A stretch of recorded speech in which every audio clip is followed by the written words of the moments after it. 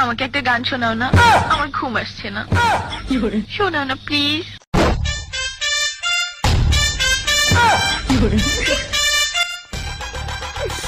তুমি আমার কাছ থেকে গান শুনবা জান?